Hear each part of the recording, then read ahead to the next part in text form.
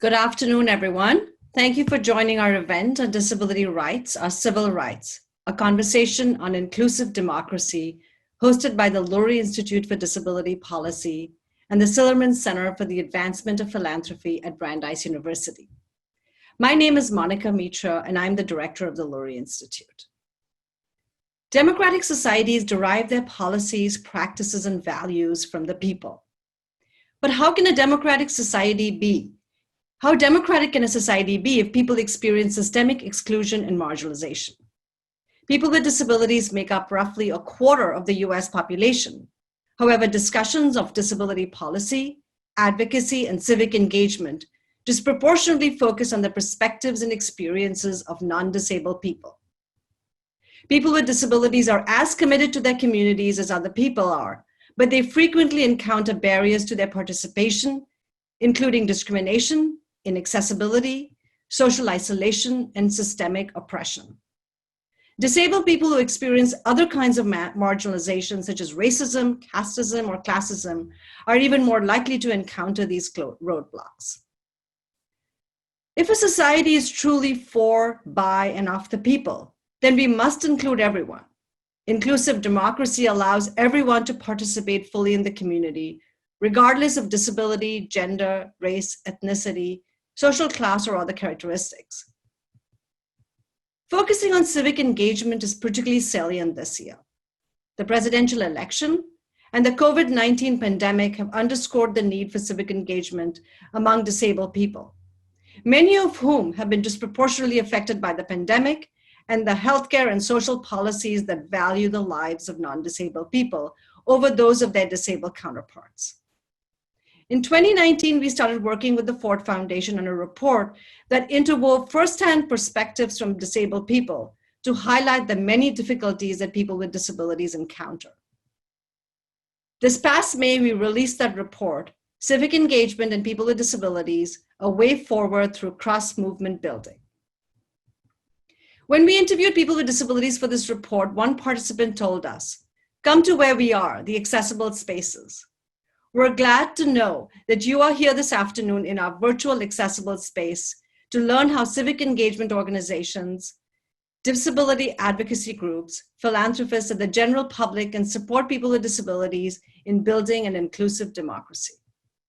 Before we begin this afternoon's event, I'd like to thank the Nancy Lurie Marks Foundation, the Sillerman family, and the Ford Foundation for their generous support.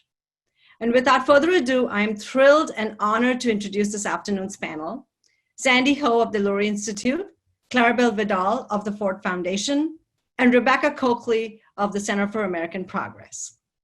Claribel Vidal is a program associate on the Civic Engagement and Government team at the Ford Foundation, where she works with the grant-making team seeking to close the civic participation gap among historically marginalized communities. As a native New Yorker and a Latina raised in an immigrant household, she has encountered distinct challenges that have exposed her to the systemic inequalities prevalent in our society. And these life experiences have become motivating factors in her pursuit to contribute to social change. And we also have Rebecca Coakley, who is the director of the Disability Justice Initiative at the Center for American Progress, where her work focuses on disability policy. Most recently, she served as executive director on the National Council on Disability, and prior to that, she served in the Obama administration for 4 years.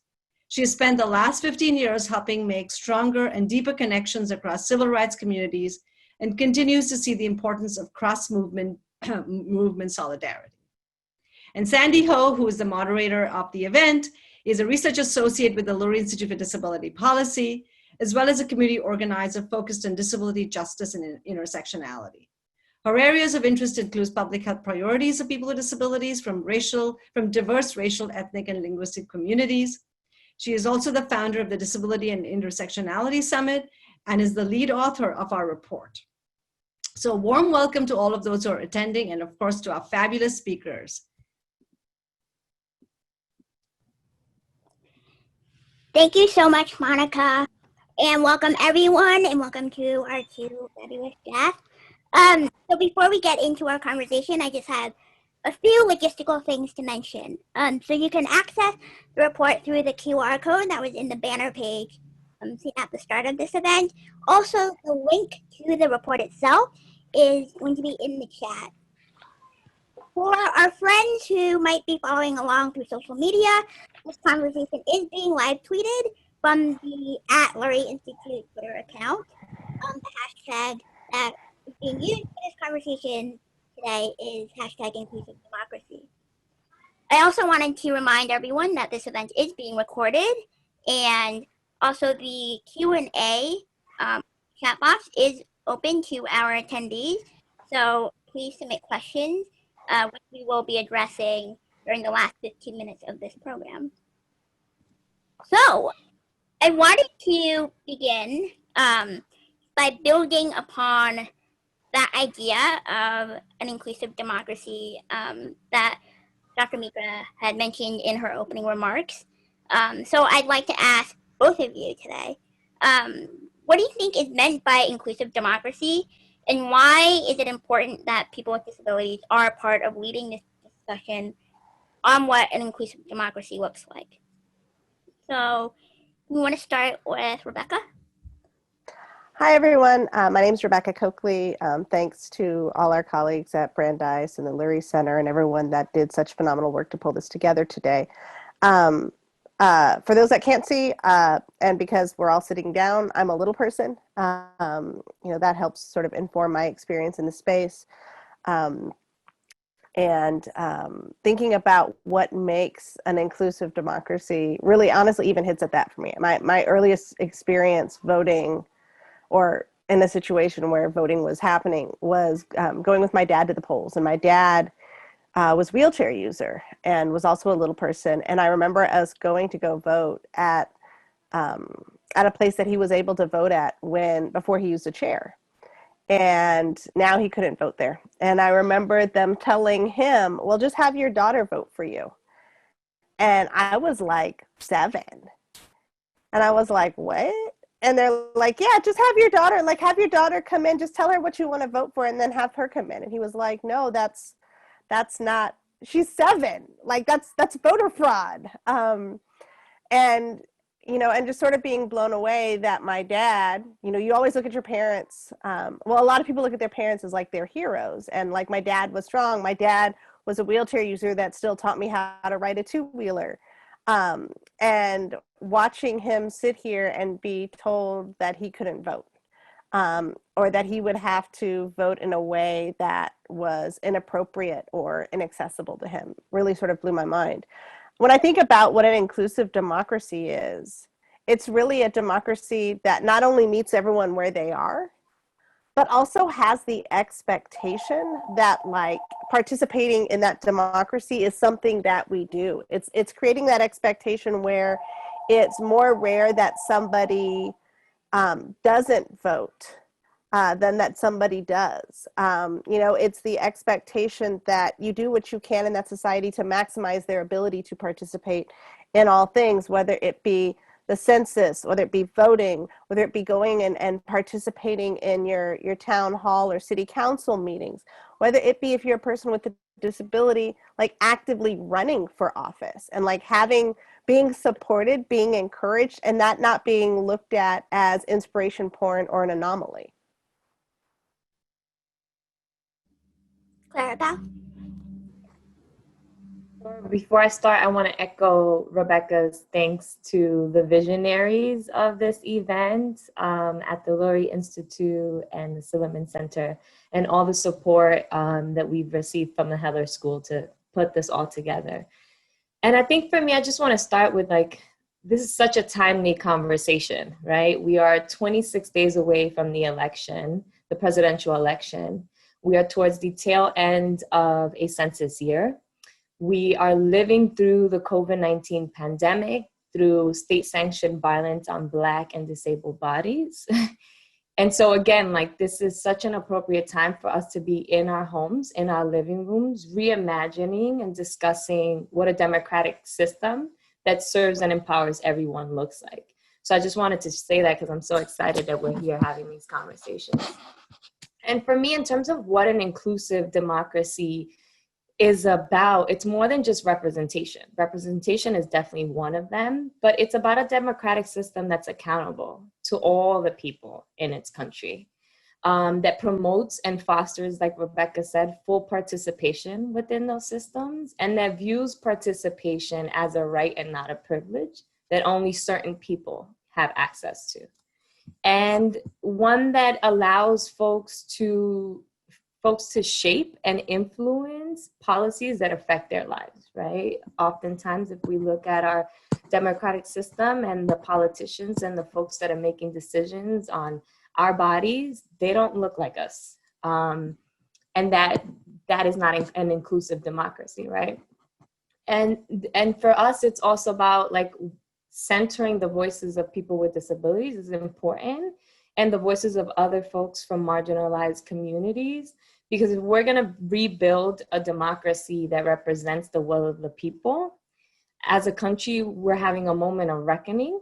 And as our nation's infrastructure has failed most of us through this pandemic, it must include the voices and leadership of those that are most impacted when democracy fails. And so for me, that's what an inclusive democracy looks like. And it's why we need to ensure that people with disabilities and other marginalized groups are at the center of shaping that.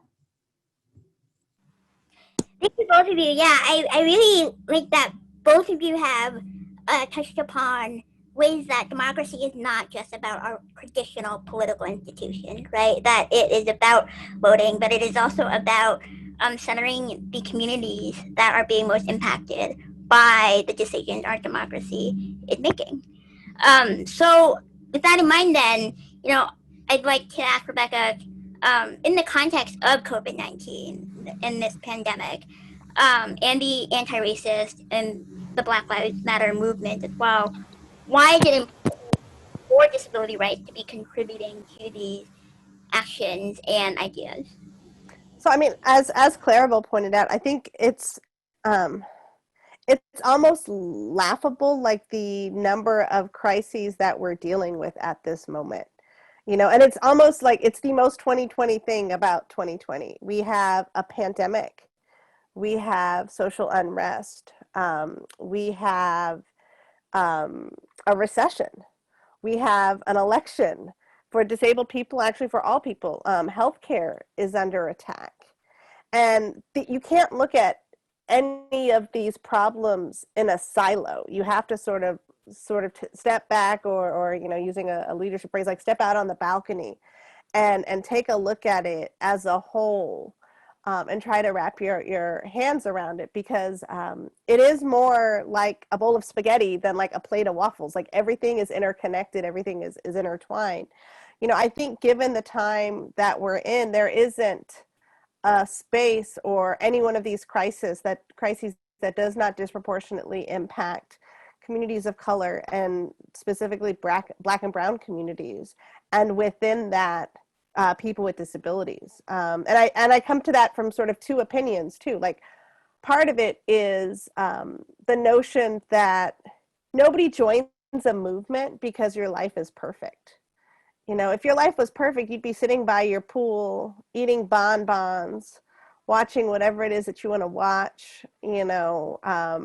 reading through that stack of books that we all have next to our bed, and watching reruns of whatever it is, whether it's Law and Order, Murder, She Wrote, or The Golden Girls. People come to movement work because of trauma. And I think one of the things that we also don't talk about in this space, especially in the time that we're in right now, is movement work itself is traumatizing. And so in each of these spaces, there are already people with disabilities that are predominantly not having their needs addressed, or not addressed well, and are not finding their issues centered. And at the same time, these movements and the circumstances behind them are birthing more disabled people. I mean, we know that there's over 200,000 people who have passed away from COVID, and 7 million people who've contracted the virus. And we still don't have a handle on how many of these people are now fitting into that category of long haulers, which are people with long-lasting disabilities. It's going to be the biggest disability population boom that our nation has seen in decades. People, we know that disabled people of color, disabled Black and Brown folks, are disproportionately abused and murdered by law enforcement. And it's not just in that initial interaction, it's throughout the system as a whole. It's from initial engagement through the court system, through incarceration, through parole, through reentry. Like, all of these systems are designed to oppress, abuse, and disable people. And until we're willing to like have that conversation, you know, being able to approach it in a nice little silo, just it's ineffective, and it's not going to get us the results that we need. Absolutely, thank you. Clarabelle, did you have any thoughts you wanted to add to that? No, I think that Rebecca summed it all up, and I'm looking at the chats and the chat, and also noticing this word around intersectionality, and I think it's going to be a common theme throughout our conversation. So just wanted to lift that up. Thank you. So, Clarabelle, then, from the perception of philanthropy and the field of grant making, which is so often centered around funding, I think that's one of the general and common perceptions that comes to mind when people think about philanthropy and foundations. So when it comes to this national movement and movement building work, and building in intersectionality, so what do you see is the role of philanthropy in this call for an inclusive democracy, and what are some ways that this has been actualized? Sure. So I have to admit, I'm a little cautious in saying that philanthropy has a role in movement work, and in this call for an inclusive democracy, because we are very far removed from the work that's actually happening on the ground. And we also, and I don't want to boost our ego or inflate our role. And I also recognize that philanthropy has a complicated history and just also a complicated existence in the way that it obtains and maintains it's the money that we use to grant make, right? If you are, for example, a private foundation, like a private university, you are endowed, and that endowment is in the marketplace, in the system, right? That is profiting and benefits from maintaining the status quo. And I think there's just I just want to name that before I even go into the question, because I think it's very important. And I think it's important because one of the ingredients that I believe is important for funders to have when we are stepping into this funder role and resourcing and working in partnership with leaders is humility, right? We are not the ones doing the work. And for some, we are not, I myself, I'm not someone with a disability. So when it came to Ford joining the disability movement and resourcing it, we had a lot of learning to do. And so I think it's just important to sit with all that complexity and for us to know our lane and operate it within it. And so saying all of that, I think there are three roles that I feel like philanthropy can play. And one of them is resourcing. We can't take away that is what our job is to move the money, to do that redistribution of wealth. And some call it reparations, whatever language suits you, that is our main role. And it's not just resourcing any groups. I think it's very important to be intentional, especially if we're centering this conversation around shaping an inclusive democracy, that we are resourcing groups that are led and centering the leadership of people with disabilities and other marginalized groups. And I think it's important, the centering piece is important because oftentimes we tend, and I say we, just as a society, we tend to look at certain leaders and want to support those leaders. And what we all know is, as Rebecca mentioned, is that the work of social justice and an inclusive democracy has been happening for centuries. And that even though we're in a moment of reckoning, there's still so much work that needs to be done, regardless of what happens on November 3rd.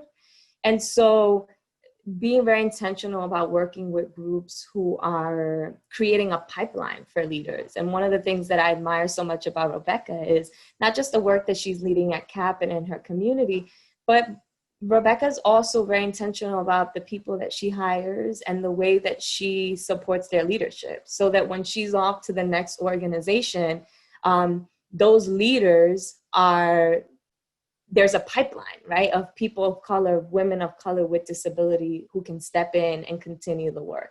And philanthropy needs to be very intentional about that and be in it for the long haul.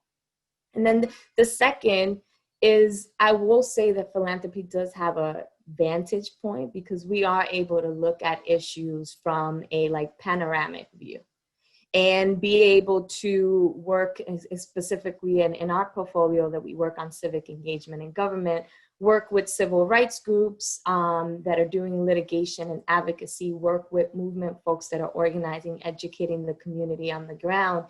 And through that vantage point, one of the things that we can do, and that on our team we often try to be very intentional about, is to do pattern spotting. Where are we seeing that there are some trends coming up, that there are some needs that need to be filled? And sometimes that's like you need to move money so that you can bridge that gap. Other times it's like, how can we create spaces where folks who are doing work that overlaps can be in community together? And not a forced marriage, but like just so that you maybe heard about X group, but you've never been in communication with them. Okay, how can we bridge and be the dot connectors in a way that's not forceful? And again, we recognize and we're operating in our own lane.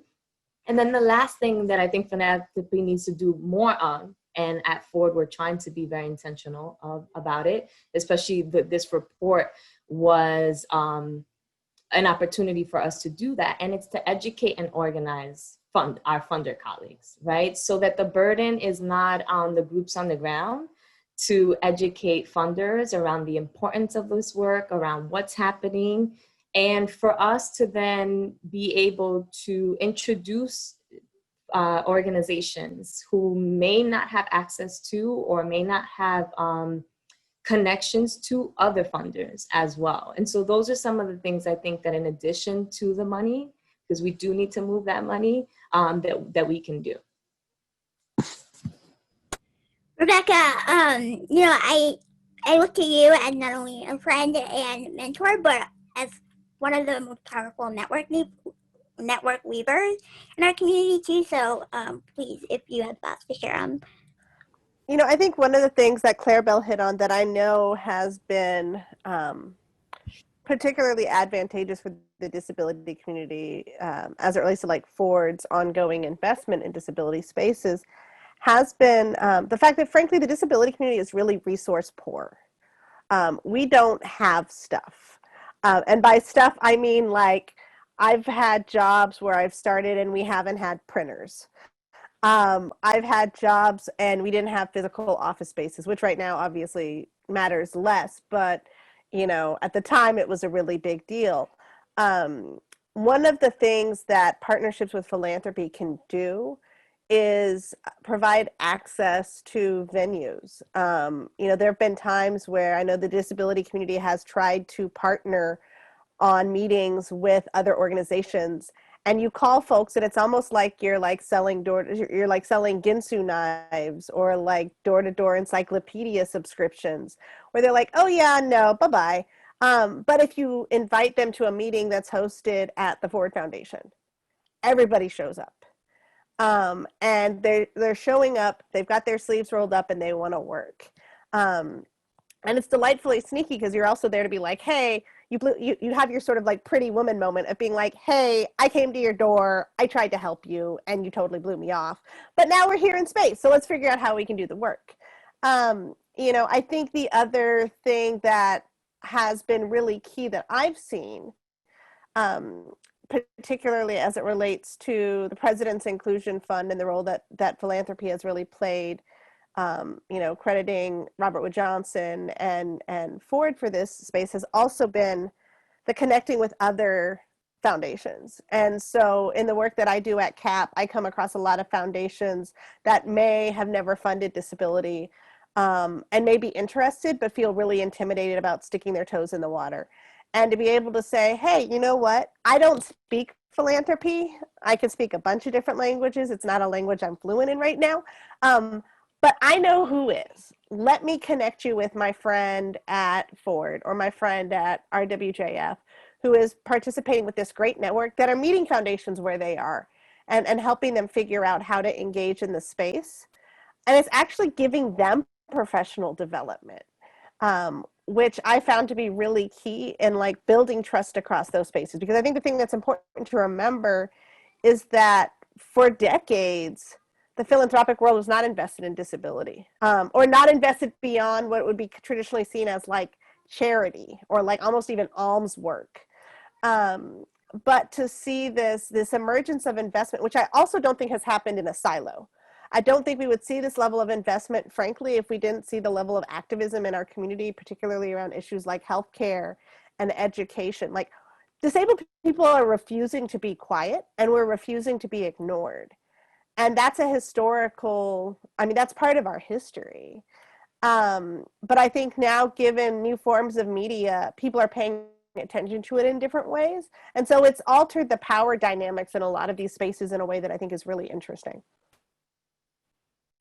Yeah, thank you. So both of you touched on themes that came up in our report as well. And in talking with disability rights folks and also civic engagement organizations in putting this report together, I remember early on in reaching out to communities, it was almost really difficult for me to like try to decipher like, well, who's in which group, because in my mind, as somebody who's a disabled activist and member of the disability community, there really is never a difference between disability rights and civil rights. And I think both of you also mentioned the pipeline and building those networks. And from talking with whether it was somebody who was a disabled person in an executive director position at a disability rights organization, or somebody who's talking about her experiences interning as in the AAPD internship program. Like, these are all parts of the movement building that we are trying to do. And yeah, I appreciate that both of you brought those issues up. So hopefully for our audience members, this is not the first time they've heard the phrase that disability rights are civil rights. But often it can seem like an idea that is overlooked and really taken for granted. Clearly we have experienced this time that we are all living through, that there are sectors of our society that don't realize this connection until after the fact, until it is too late, until we've seen that, over 40% of the deaths from COVID are disabled people in institutions. And so a lot of people in our report shared that it is often people with disabilities who have the responsibility of pointing this out. And I know Clarabelle, talked about how it is philanthropy, part of philanthropy's role in not putting that burden on communities. So what do you see as some of the barriers that prevent this idea from being more prominent in the civil rights and philanthropic ecosystems where you work? What recommendations would you make to amplify this connection between disability rights and civil rights? So who wants to start? I can start. I think the first thing to me that I always think about is the fact that when you ask even within the disability community, who are the fathers of the Americans with Disabilities Act? And they tell you all white men. They say Tom Harkin, Ted Kennedy, Lowell Weicker, Bob Dole, Steny Hoyer, Steve Bennett.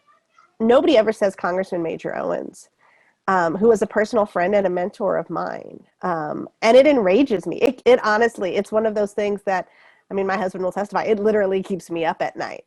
Congressman Owens was the chairman of the Congressional Black Caucus.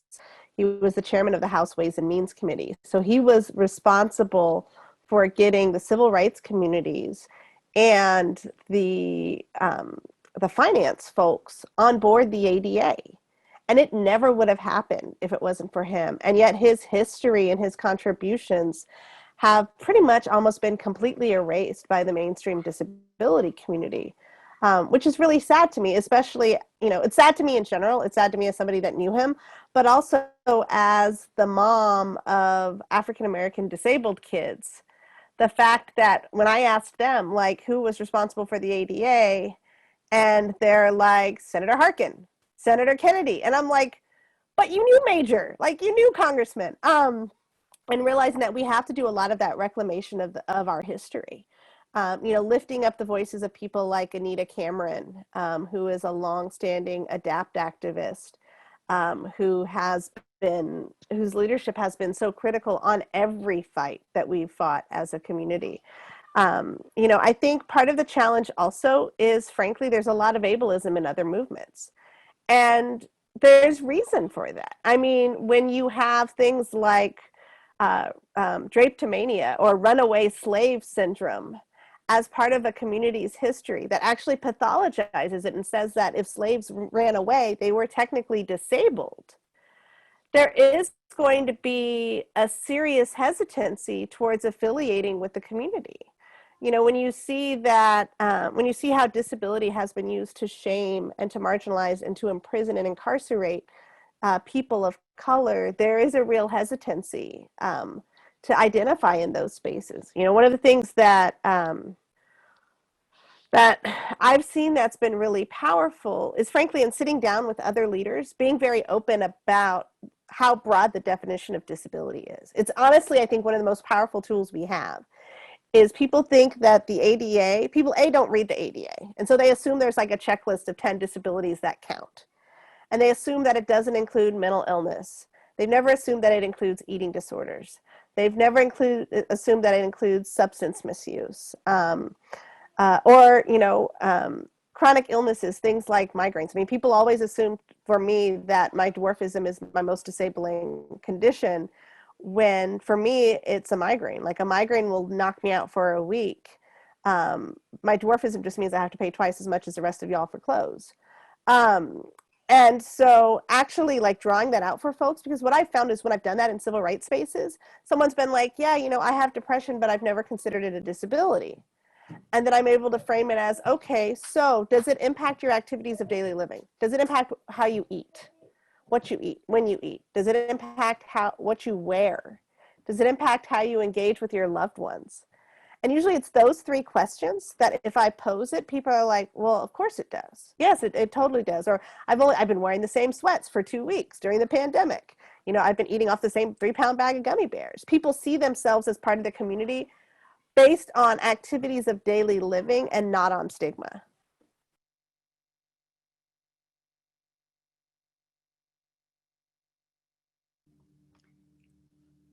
Clarabelle? Yeah. Sure.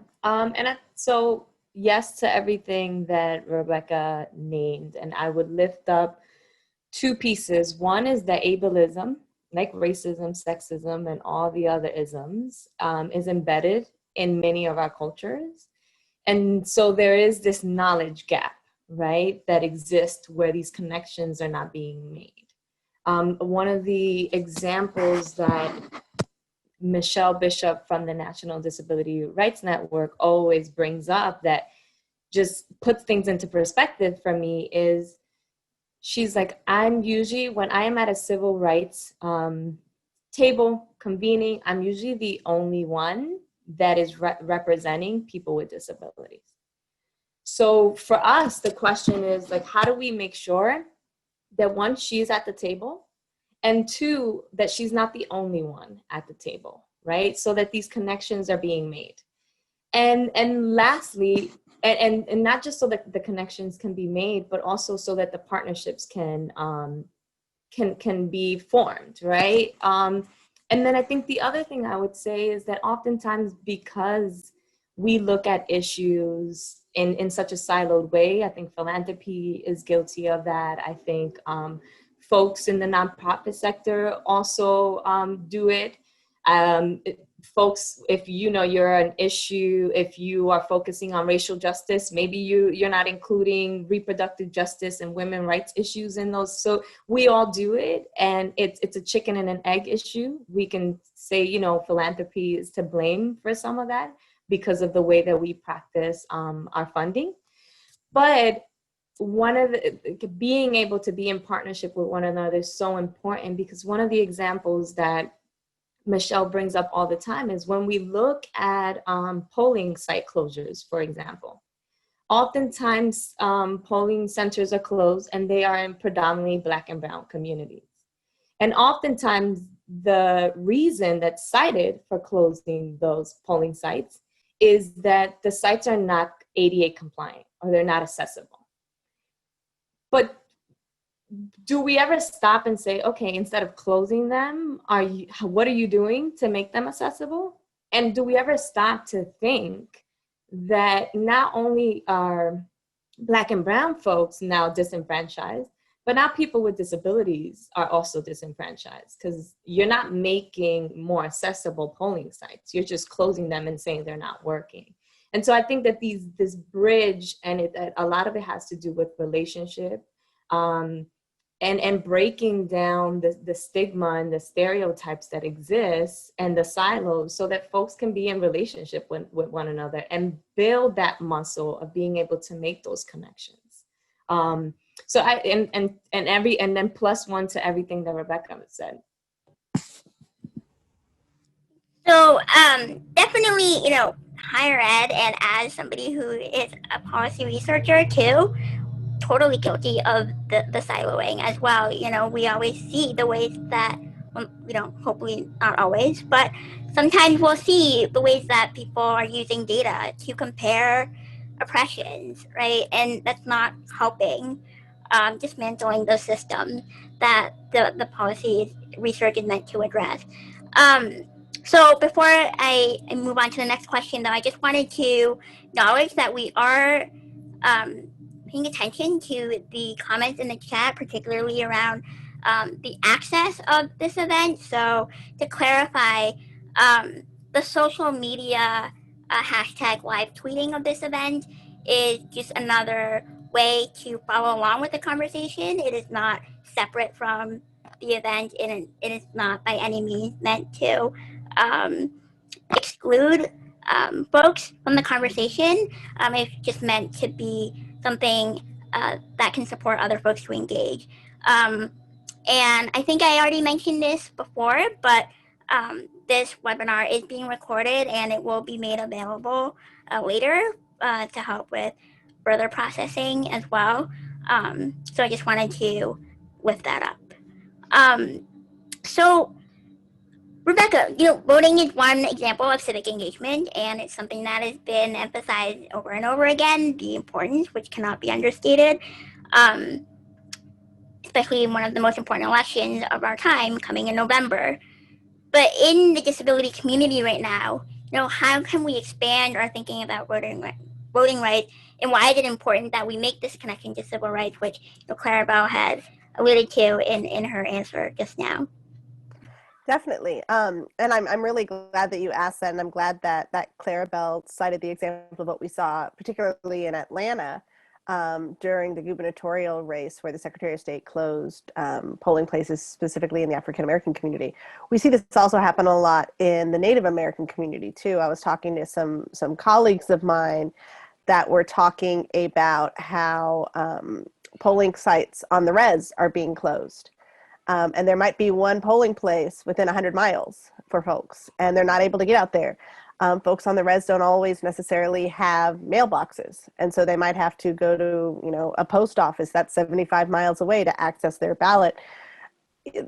These are all things that the disability community should be so enraged about, because they're not even just because there are disabled people in all these places, because we know that there are, but because it's also just fundamentally wrong. I actually want to give a shout out. I saw that Dom Kelly is participating today, and Dom is a great example of somebody who, Dom works with Stacey Abrams' organization Fair Fight, and Dom is an activist with a disability. And I think that's also part of what we need to shift to doing too, is while it's so important that disabled people create organizations that work on disability issues, I also think it's equally, if not more important, that we really move to an infiltration agenda and think about where are the places that we need to be, and how, who are the right people to be there, and how do we plant those seeds in those places. And I think, Fair Fight's a really great example. Stacey Abrams is very open about being the family member of a person with a disability, and how their family and her brother's life has been impacted by his mental health disability. And thinking broadly about disability issues for her wasn't a reach. But for a lot of organizations, it is. And so thinking like, one of the things that I like to think through, I don't play fantasy football, like that's totally not my thing. But I love to sit there and think through, okay, here's like 20 progressive organizations. If I could have disability projects in these 20 organizations, where should they be? What should they be focused on? And who should be running them? Is one of the things that I also think about. And I also think that, in addition, as I said, to an infiltration agenda, something I think that holds us back in a lot of these spaces is, as a community, we don't have trade associations. Like, there is no national organization of disabled teachers. The only organization that I know of, and having done this work for over 20 years now, is the National Organization of Nurses with Disabilities. But in all these fights for inclusive classrooms, it would be amazing if there was a national coalition of disabled teachers. It would be amazing if we had a national organization of disabled engineers when it comes to like accessibility. If there was a national organization for disabled people in tech, when we're fighting for web accessibility, so that we could have the numbers and the power. And I think for us, we're so busy like fighting our fights because let's be real, we've had to fight our entire lives. And we've seen it with our previous generations as well. But to think about how do we join our fights with others in similar spaces, as well as on issue-based change, that's part of the civic engagement piece that I think a lot of times we're missing. We're thinking about the push to the polls or the push to a town hall meeting. And the last thing that I would say that I think is really important, and I think we've seen it this year, I don't think I've ever been more excited in my life than to see when Congresswoman Ayanna Pressley referred to herself as part of the ADA generation of Congress. We often talk about the ADA generation, the first generation of Americans with disabilities that were in school and K-12 education at the time that the ADA was passed. And having had conversations both with Congresswoman Pressley and Congresswoman Porter about their experiences being people with disabilities and the fact that their experience with disabilities is different than previous generations. And so it's changed what they expect in terms of how people with disabilities engage in activism and how people with disabilities engage in the civic process.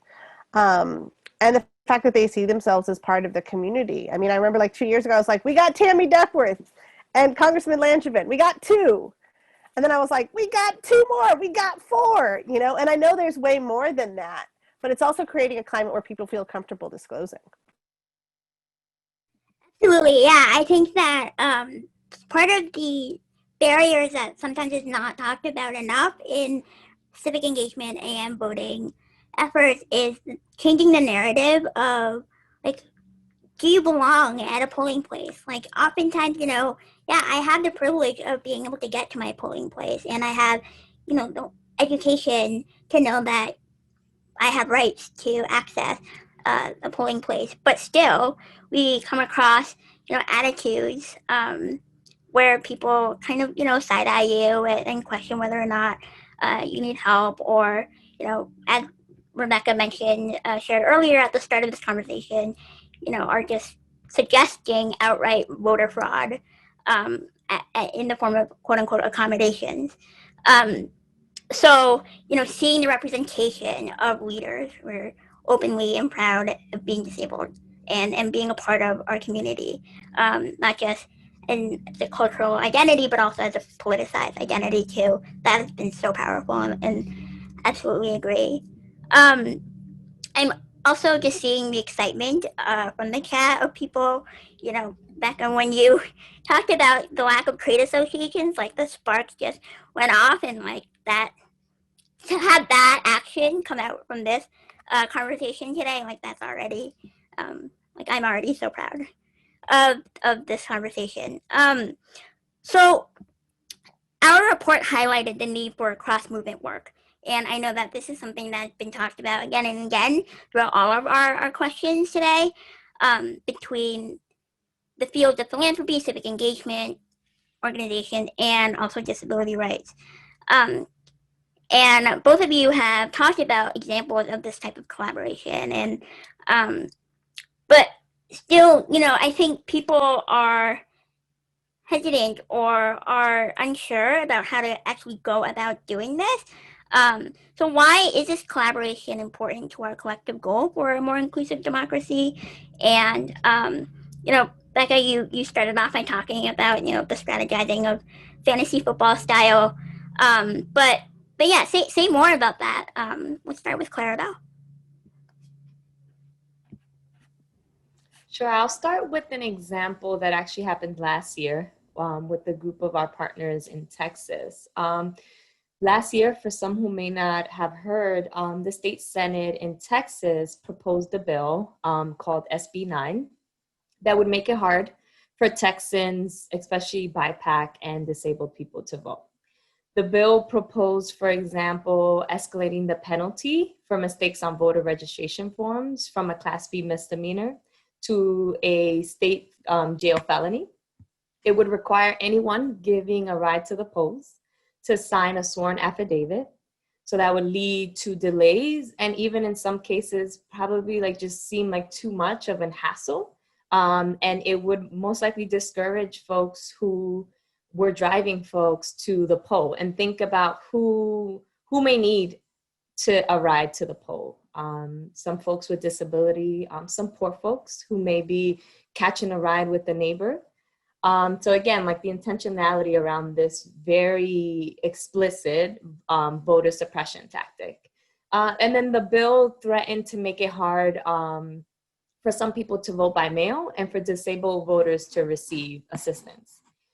And what we noticed, what happened, and we supported our partners in this effort, was a group of Texas voting rights groups and organizing groups partnered with disability rights groups in Texas. And they launched a sick, dope campaign around to educate the public and literally ring the alarm.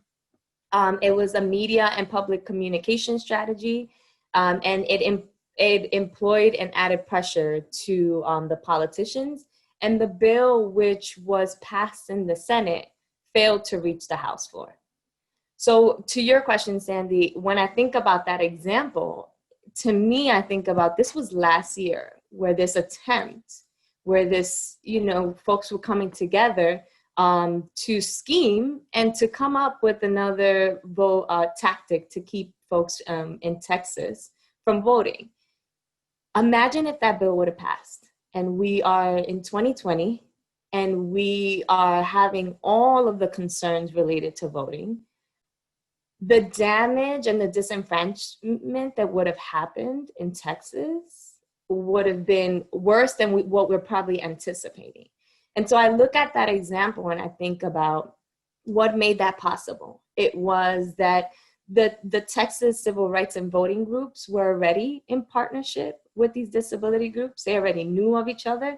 So when they saw this, they were like, they read right through it. And instead of this kind of tactic to pin one group against the other, they were like, no, this disenfranchises our community and yours as well. So we need to come together.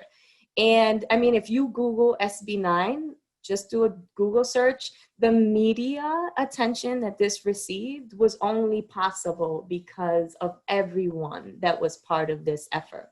And I just think and dream, right, about very similar, Rebecca, to your point, what would it look like if organizations, especially legacy organizations, newer organizations, already had folks that can apply these very different lenses into the work that the organizations are doing. And so this true integration around what an inclusive democracy would look like. And so to me, when I think about that example, it was just it solidified for us the importance of why we needed to include disability rights and a disability lens in our existing grant making. And I just can't imagine what would have happened if that bill passed right now. Rebecca? At some point, I want to give a shout out. I saw that Alejandrina Guzman, who's a longtime disability rights activist in Texas, who was part of the crew working on this, is in the chat. One of the things that I think is really important is it's twofold, because it's also, I mean, I want to be really real. The disability community really struggles with racism. And we haven't talked about that, but it's something that our community really fundamentally has a problem around racism within our community, within the leadership of our community, creating opportunities for professional development for staff of color to move through the ranks, centering issues facing staff of color within our organizations. And so it's twofold. And I think part of it, one of the things that it really sucks, because like at the same time, you don't want to be a self-narrating zoo exhibit. Like you don't want to be the disabled person that's in like cross movement spaces, having to sit there and vent your spleen and tell all your trauma in such a way that your fellow activists can see something to connect with, and they're like, oh no, you are my peer. Like you're not the short bus. You're not the segregated classroom over there. You're like, we do have commonality of experience, and though the oppressions we face might be different, they both are equally messed up oppressions, and we have common enemies. But there is real power in talking about the strength of our community. And I had a friend who was an activist in immigration spaces, and we had one of those, I always call them like the 2 o'clock in the morning slumber party conversations, because they're like the only those conversations that you have with your friends after your parents have gone to bed, and you start like sharing like your deep-seated fears and things like that. And a friend of mine were sitting by a fire in Montana, actually, thanks to the Ford Foundation, last year, back when we could travel. And one of the things he said to me, he's like, I'm very out about the fact that I have been in AA for 20 years. He's like, but I'm not out about the fact that I have an anxiety disorder.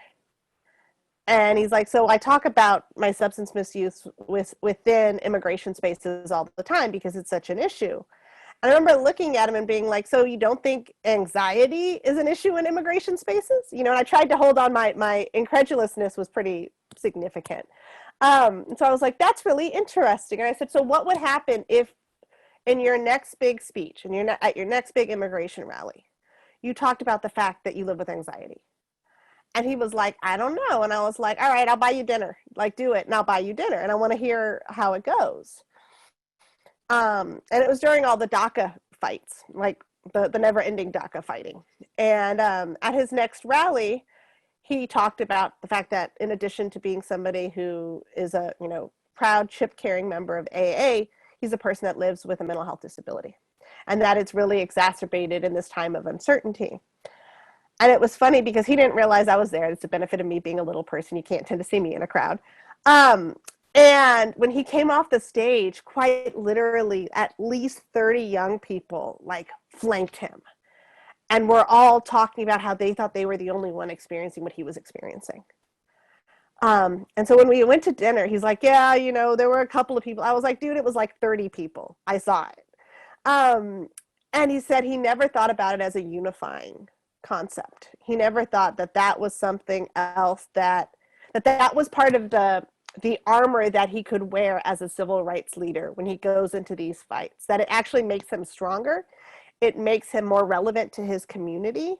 And it makes him more relevant as a leader to talk about these things. And so I think there's a real opportunity across movement spaces to think about how we communicate like disability as part of that civil rights. It's why, often especially in engaging with marginalized communities, special ed has always been talked about as a place, which frames it really deeply in a segregation mentality. Like that, your son or daughter has to go to special education for X services, versus your child has a disability. And because of their disability, they have certain civil rights protections. And these are the services that come with those civil rights protections that will help your child become successful, that will help your child learn. And framing it, like flipping the script on how we frame our existence and how we frame ownership of a disability identity, I find to be a really powerful tool in helping people, in helping meet people where they are and help encourage them to get to where they could be. Thank you both for this. So I wanted to make sure that we get time to do questions, which there's been a ton of conversation happening in the chat, which is great. So in looking through the question, I think one that would be good to start off with, and this would be for Clarabelle. The person asked, thanks to Clarabelle for acknowledging the problematic history of philanthropy and the long journey of the Ford Foundation towards supporting disability rights organizations.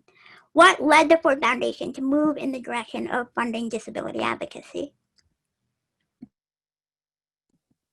No, that's a great question. So I'll start by saying that it was the powers above me. So it was Ford's leadership that really decided that this needed to be part of it. And from my limited exposure to what led to that decision, my understanding is that it was this disability community that really called it out and said that people with that here we are, the Social Justice Foundation, funding racial justice, funding reproductive justice, and that we don't have a disability lens. And so recognizing that that was a gap, and recognizing that when the disability community brought this to us, that it was factual, it was true, it was missing. And that we had a lot to do, a lot to learn, and a lot to do so that we could do this in a meaningful way. I'll say that one of the things when our foundation started to think about this and work on disability, that there was a real honest conversation as a foundation wide around making sure that we weren't doing this in a way where disability became an add-on, that it was more that disability needed to be integrated in all of our program areas. It needed to be integrated in our immigration portfolio, in our reproductive justice, in our mass incarceration and criminalization portfolio, in our civic engagement, in our arts, in film, and also in our operations. So in everything that we were doing, we needed to, and I think if you know Ford, we don't kind of do things halfway. So and there's been internal trainings around disability. It's been a capacity building effort, not just from the program and the grant making, but also from every personnel and the operations and our HR practices and everything. And so, yeah, it's been a long journey, and we have so much more to do because there's a lot of work to do. But I hope that answers the question. Thank you. The next question I'd like to go to is, what can we as disabled folks do to help break down the systemic barriers to participation in our democracy? Who wants to take that on? Rebecca?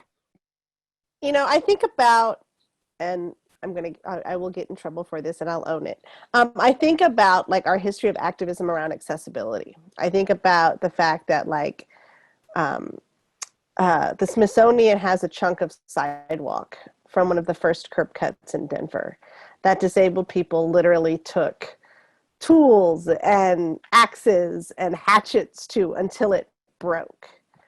We don't have anything comparable in the voting and the democracy space. I mean, not that I'm actively encouraging it, especially not this year, because I think this year is a year where more than anything, it's really important that disabled people can do whatever they have to do to get their votes cast. Vote early, vote now, vote, if you can early vote in person and it's safe, go do that. If you are looking at your ballot like I am, it's actually in my minivan outside, it's filled out, but I need to drop it off. Make sure you get it in. But I would love someday to see a bunch of disabled people shut down a polling place. I would love to just see them be like, you know what? Forget this. We live in this community. We pay our taxes. We contribute. And why the heck is this polling place at this location where it's been for, in some cases, 30 plus years, and it's still inaccessible. That's ridiculous. I mean, I would love to see folks do something like that. You know, I think that continuing to hold our folks to the fire. I mean, one of the things that's like one of my happy moments of this last 2 years has been seeing 12 different presidential candidates write disability platforms or have disability priorities in their platforms. Like, that has never happened before. At the most, I mean, the earliest time we've ever had a disability platform released was President Obama released one December 2007 before the general election. At that same point last year, we had 10 platforms released. We were only waiting on Senator Sanders and Vice President Biden to release their platforms. And so that's significant change. And it didn't start off smoothly. You know, it started off with things like Senator Warren using the term special needs, and the community actively coming for her and saying, that's not okay, our needs aren't special.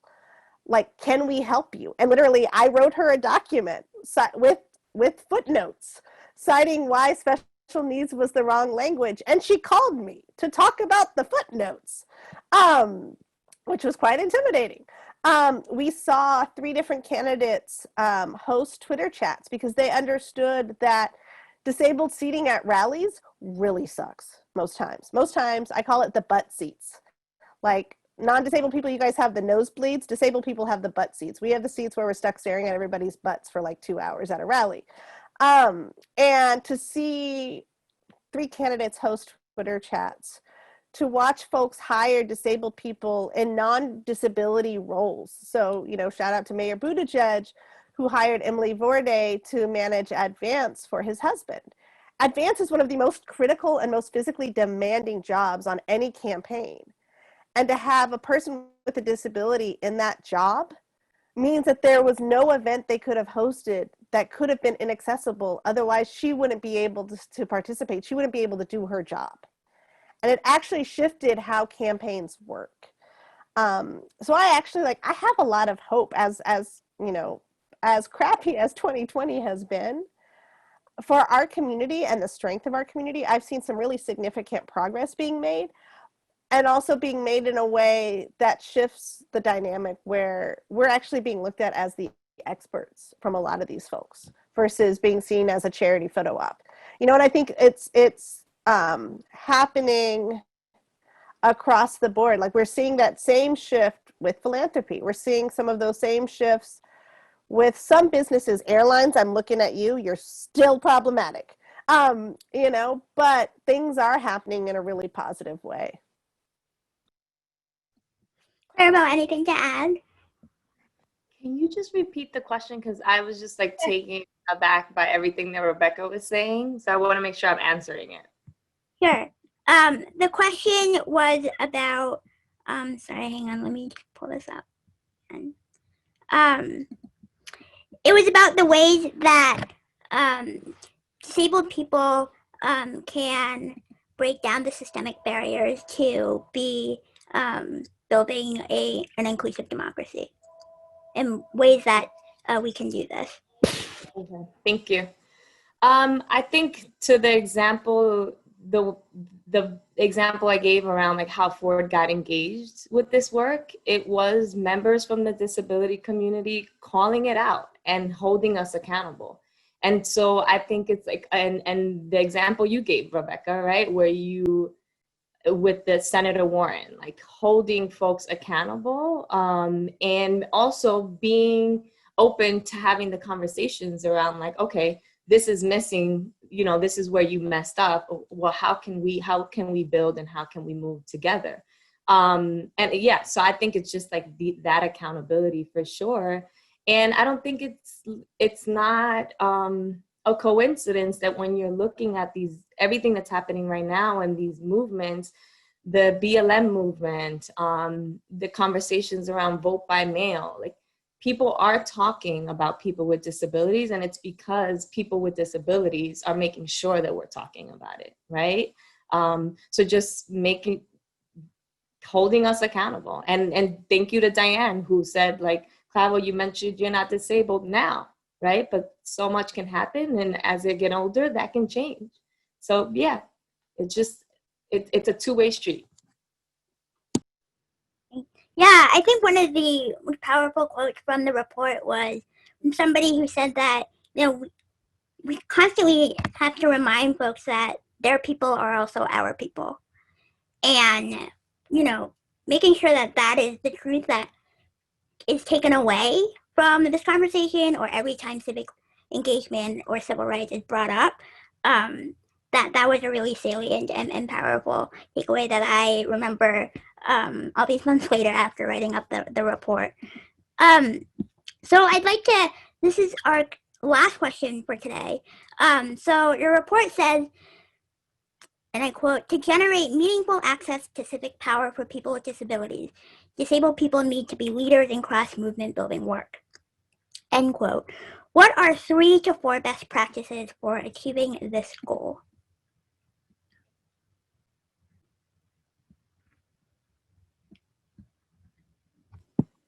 I'll give you a few. I don't know if I can put, yes, definitely get to like 5, 6, 7. But what my initial reaction is, I think if we're talking to a couple of pieces, there needs to be a pipeline of leadership of people with disabilities, of marginalized folks. And I'll say it because, to Rebecca's point, it has not come up explicitly, but we need to be there. Like, people with disabilities that are Black and brown, that are Indigenous, also need to be part of that leadership pipeline, right? The work that needs to be done is going to take a long time, and we need to make sure that we're not just looking at 1 or 5 people, that there is like a whole next generation that's ready to continue the work and to take it to levels that we won't be able to take it to. Like we're seeing now in this moment of reckoning. From a philanthropic point of view, philanthropy needs to fully integrate a disability lens, and especially for funders who are funding intersectionally.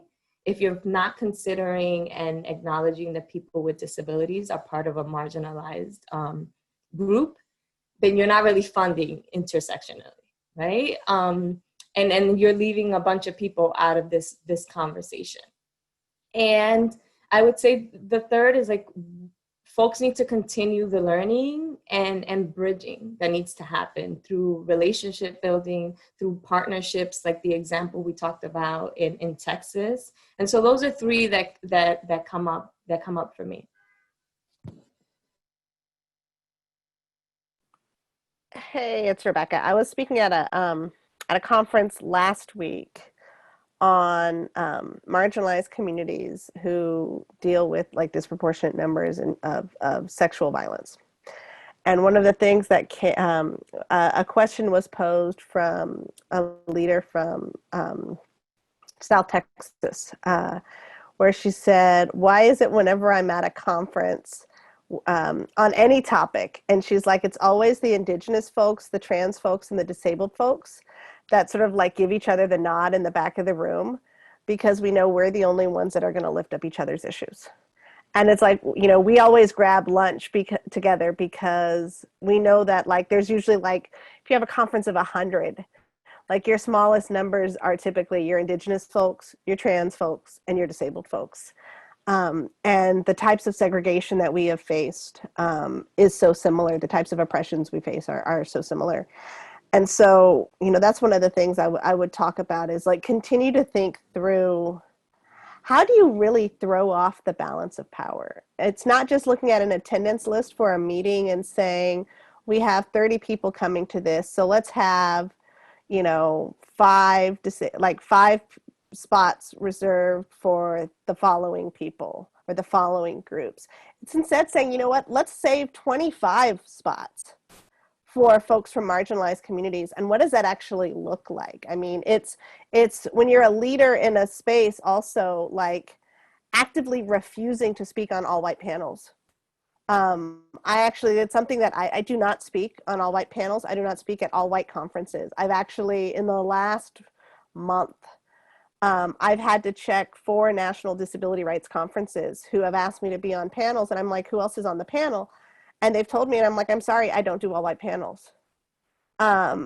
You know, I'm happy to expend the labor and help you find disabled people of color who should be speaking, but that's actually what your job is. And you should be doing your job. And the fact that you're not doing your job, you should actually feel bad about it, because you're perpetuating the inequities in our community. I'm Catholic, so I like to throw a little extra shame on things sometimes. You know, I'm like, you know, sort of like Game of Thrones, like shame, shame. But you should be doing better. And we as a community should be holding our community accountable in those spaces. You know, the other thing that I would say is that all issues are connected also. I'm wearing a button right now that says vote, that I was handed at an event. And the secret behind this button is it was handed to me by a disabled person who works in a sheltered workshop. And I wasn't gonna, you know, they handed me the button. They were handing them out to a bunch of people. And I took the button because it was really cool. I was like, oh, it says vote. That's awesome. And when I had a second, I was like, let me check out this group. Sheltered workshop, paying disabled workers sub-minimum wage. And I wear this button all the time as a reminder that here is a person with a disability that is putting out merchandise, encouraging people to participate in civic engagement. And they're still making, that workshop, their average wage was $1.15 a week. If you don't see the connection between these issues, then we can't start this conversation. And so it's also like understanding that we can't have the conversation on civic engagement of disabled people if our folks are still disproportionately paid less than minimum wage, if our folks are still in segregated work environments, if our folks are still targeted for any reason across any of their marginalizations. And so it's having that as a point of thought as we move forward. Thank you, Rebecca, and Clarabelle for your comments. And I wanted to be, to the best of our ability, to stay true to our time. So in closing, though, you know, last week, our Heller community had the privilege of listening to Dr. Kianga Yamada Taylor speak about her book, From #Black Lives Matter to Black Liberation, which is a book that our Heller community has chosen to read for this year. And in her lecture, Dr. Taylor mentioned, and so I'm paraphrasing here, that people have been talking a lot about making a plan for voting on November 3rd. And yes, that is of utmost importance right now. However, she also raised the point that it's also important to make a plan for November 4th and the days after that. And so I just wanted to take this time to raise this excellent point from Dr. Taylor's lecture last week, and to bring this up to both our panelists and also to our audience members as well, to keep this in mind. The civic engagement is a practice, you know, that can be and should be done all year round. As both of our guests have spoken about today, the importance of building the pipeline, centering marginalized communities in movements and events, and ways that we can change the way systems and practices have been done in the past, and really integrating a intentional intersectional lens that includes disabled people. So just want to take the time to, again, thank you everyone for joining us this afternoon. I know I learned more about civic engagement, disability, and inclusive democracy than I knew before, and I hope all of you did as well. And so one of the things, you know, I personally miss the most during these times is showing up in community with friends, colleagues, and allies. And so to our audience members who are watching, know that I personally really appreciate your being here with us today. Deaf and disabled fam, I miss all of you so much. I have nothing but thanks and deep appreciation for both of our guests, Rebecca and Clarabelle, for sharing their wisdom and power with us. Also, I wanted to extend my gratitude to Monica, Director of the Lurie Institute, Susan Eaton, the Director of the Silliman Center for the Advancement of Philanthropy, and also the Nancy Lurie Marks Foundation. And of course, last but not least, this event would not be possible without the access provided by our 2 ASL interpreters today, Anna and Victoria, and also Savannah, our card provider.